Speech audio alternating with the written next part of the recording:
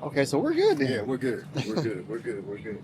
And then it breaks it down to the meals. This is kind of where the soul food kind of comes in, the meals. It comes with chips with 2 sides. And then this is the sandwich section. So these are all the sandwiches. Then you move over here, we've got loaded fries and its varieties. These are the sides that comes with the meals. And these are just little extra things people may want to add or something like that. What's going on, everybody? It's your man Jackson Cooper, Jackson Sydney Cooper, live from Sydney, Australia. And we are going to be interviewing a Black American who moved all the way to Australia to open up his own soul food restaurant, guys. Legendary. So I brought my appetite and we're going to get some knowledge as well. So without further ado, let's get it. One man show. Chef Jeff. Chef Jeff. Come see us, Black Sheep. We're probably one of the few soul food places in Sydney, and we're doing it all from scratch, baby. So come see us. You won't be disappointed. Now, the accommodations are a little modest, okay, but the food is going to make up for it. So come see us, 28 Stockton Avenue, Moorbank. We're open from 4 till 9. I'm going to make the most popular dish, which is the protein platter. It's all the proteins on the menu, and it gives you a chance to experience the totality of all the meats on the menu. That's the #1 seller. Is that business good for you? I mean, you know, the first 3 years, it's going to be tough. You know, Ice Cube said that if you don't expect to make 1 quarter in 5 years, don't even start. And man, I'm telling you, it's true. You got to keep reinvesting back in the business, and it just takes time, you know, but the traction is building. TikTok is the #1 social media platform. Get a lot of views on that. Come and support my man. Because look, I couldn't be all the way in Sydney and not support somebody from where I'm from. I hate it, bro, because it's hard out here, bro. It's easy to make money, but it's the difference between making money and making profit. You just got to keep reinvesting.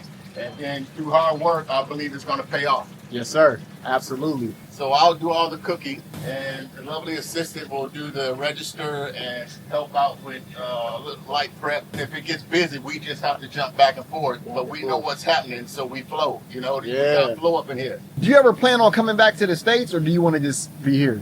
Bro, you couldn't pay me to go back. Quality of life over here, the medical insurance, you know, I think you get like 17 days annually leave if you're employed. Yes. You know, ain't no guns. I feel safe, you know, and I think it's just general more opportunity, especially if you're an entrepreneur. You know, you can come over here and do your thing and you'll get support. You know, they really embrace Americana, and that's what I'm trying to provide to all the people here. Give them a taste of, you know, American food. And we're just trying to do it the right way, you know. But that's the jerk chicken. You can see the flavor in there. You can see the spices. You know, that's seasoning, baby. I started as a chef in the Navy on a submarine. Then I got out, used the GI Bill, and I always believe invest in yourself. So took that leap of faith and graduated cum laude. A lot of occupations we do, man. Sometimes we don't get job satisfaction. But see, as a chef, I get job satisfaction because I'm making food that people just love and they can enjoy, and food brings people together too, you know what I mean? #1 seller, the buffalo wing, the beef brisket, king prawn, chicken breast, and the jerk chicken. I was technically born in Jackson, Mississippi, and we left when I was 2 years old. So, you know, I wasn't raised there. I got family there, but I was raised in Richmond, California. So that's where my root system starts. How do you handle the cultural differences? It might take you a year just to acclimate to the culture, to the driving, to the language, you know, but it's well worth it. You know, a lot of people give up. I wanted to give up, but you just keep pushing. I've been embraced, you know, I've been really embraced. You come here from America, you got something different. That was my thought process when I opened up. I wanted to be different. That's why I'm called the Black Sheep.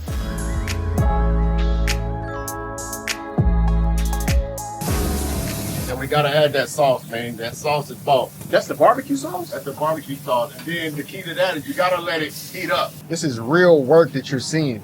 He said that he wanted to quit, but he stayed with it. That's the key. You stay with it, you don't quit, you don't give up, and you keep going, guys. That's the key right there. Do you have mac and cheese here too, or no? Oh yeah. Oh yeah. You know, I gotta make a batch every week, and we make it from scratch, man. You know, so yeah, that's kind of the #1 side item. Do you have family out here, or is it just you? Yeah. No, I got family out here. I got a lady, and you know, my daughter. It's Australian built. It's not from overseas. It's Aussie built. Costs about $100,000. really a restaurant to go big or don't do it at all. This is actually a 10-year plan for me. I want to do this, retire, and then I'm done. 7 more years, guys. You got to come and get the food. Yeah, if I can last, man. Nah, you will, man. You will. It's a hard grind, bro. You will. We really need a support system, man. And really, I'm doing a lot on my own by myself. That's just kind of because, obviously I'm not from here. Yeah. And normally you have family coming and help and stuff like that. But I've got good staff, man. Renata really has been with me for a while. She is very. Are you from Australia, Renata? Yeah. Oh, wow, okay. Ooh, it smells amazing in here, Yeah, dog. all this seasoning, man, it cooks up. And if people just walk by, sometimes they don't even know anything about it. They just smell that flavor and like, man, let me stop by and see what's happening over here. My name's Renata. Renata. Okay. So, what have you learned about American soul food from working here? Oh, I think I didn't know about a lot of this food. I had no idea about collard greens, all the side items. Number one, you got to have passion for what you do. And don't be worried about the money. The money's going to come. If you come to work every day and you're passionate about what you do, it's going to show up. You know what I mean? So in business, number one, I hate to say this, but you can't really trust anybody. So you got to have tough skin, and you got to be patient with yourself. You got to give yourself time to grow, time to get your name out. This ain't a quick hustle. This ain't a sprint. This is a marathon. So you got to grind. You got to grind, and you just got to keep grinding until it pays off. And failure is not failure. Failure is a lesson. You know what I'm saying? So don't worry about failure, man. That's a part of the process. So that's kind of my advice, man. Just keep strong, keep faith in God, and just keep pushing for your dreams, man, and it'll happen. Just put the work in. All right, guys, enough talking. Now we got to see, what does it taste like? Barbecue chicken wings, they smell amazing. Not gonna lie, you know what I mean? Fresh fries. I didn't even ask for ketchup. We want to just taste them bucky naked to see what they hidden for. Pink lemonade Kool-Aid, guys. Yanda did. Candied yams, rice and beans. Without further ado, let's see what my man Chef Jeff is hitting for at the Black Sheep in Sydney, Australia. Let's get it. Okay, guys, let's hit him with the fries. See what ooh, look at that fry. That's a seasoned fry. All the way in Sydney, Australia. Listen, man, God is the greatest. Let's get it, man. These taste like Grippo fries. Those are crazy. Oh, wow. Look at the wing. Oh, my. Barbecue chicken wing, Sydney, Australia. Let me see if he really brought that American flavor. Because I would say that I am a wing connoisseur, to say the least. Cheers, mate. Cheers, my mate. This is man. Oh, yeah. Oh, yeah. Chef Jeff, I know you're going to see this video. I have one critique. More sauce. People will pay for that. Pink lemonade Kool-Aid.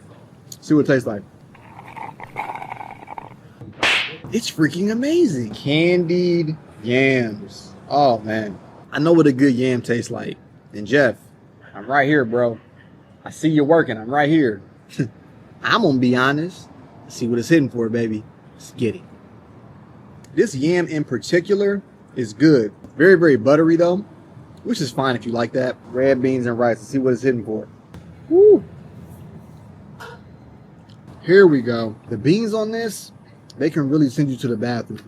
If you're not careful, this can be very, very problematic. But they're good though. Brother, I at least want you to sample the cornbread. Just at least sample. It's Jay Hush Puppies. You know what it is. Okay, my man. Thank you, Jeff. Yeah. Sure.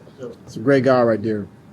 And I was actually going to tell you guys, see, for me doing this, I don't get paid to do this. I came out of my way. And I actually told Jeff, I said, look, man, I was dirt tired, but I said, Jackson, you can't not do this video.